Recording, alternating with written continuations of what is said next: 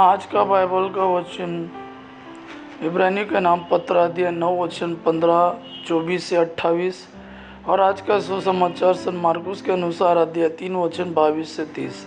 इब्रानियों के नाम पत्र अध्याय 9 वचन 15, 24 से 28।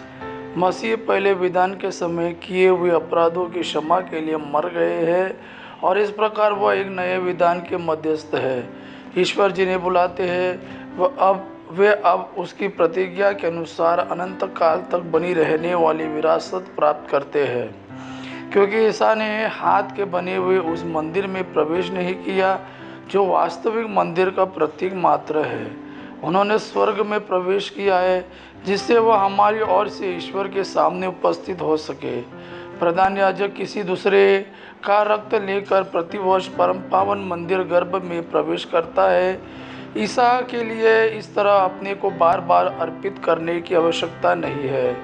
यदि ऐसा होता तो संसार के प्रारंभ से उन्हें बार बार दुख भोगना पड़ता, किंतु अब युग के अंत में वह एक ही बार प्रकट हुए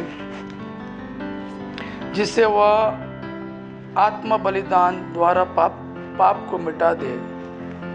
जिस तरह मनुष्यों के लिए एक ही बार मरना और इसके बाद उनका न्याय होना निर्धारित है, उसी तरह मसीह बहुतों के पाप हरने के लिए एक ही बार अर्पित हुए। वह दूसरी बार प्रकट हो जाएंगे, पाप के कारण नहीं बल्कि उन लोगों को मुक्ति दिलाने के लिए जो उनकी प्रतीक्षा करते हैं। आज का सुसमाचार सन मरकुस के अनुसार अध्याय 3 वचन 22 से 30।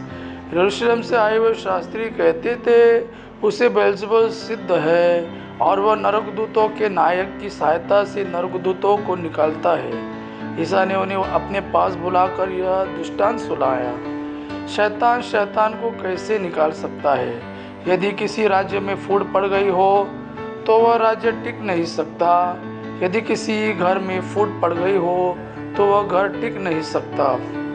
और यदि शैतान अपने ही विरुद्ध विद्रोह करे और उसके यहाँ फूट पड़ गई हो तो वह टिक नहीं सकता और उसका सर्वनाश हो गया है।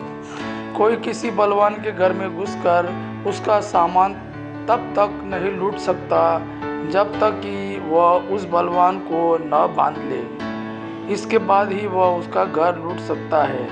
मैं तुम लोगों से यह कहता हूँ, मनुष्य चाहे जो भी पाप या ईश निंदा करे उन्हें सब की क्षमा मिल जाएगी, परंतु पवित्र आत्मा की निंदा करने वाले को कभी भी क्षमा नहीं मिलेगी। वो अनंत पाप का भागी है। उन्होंने यह इसलिए कहा कि कुछ लोग कहते थे उसे अवधूत सिद्ध है। यह प्रभु का वाणी है। प्रभु को धन्यवाद। आबा पिता की महिमा और पुत्र यीशु का प्रेम आप पर सदा सर्वदा बना रहे। आमीन।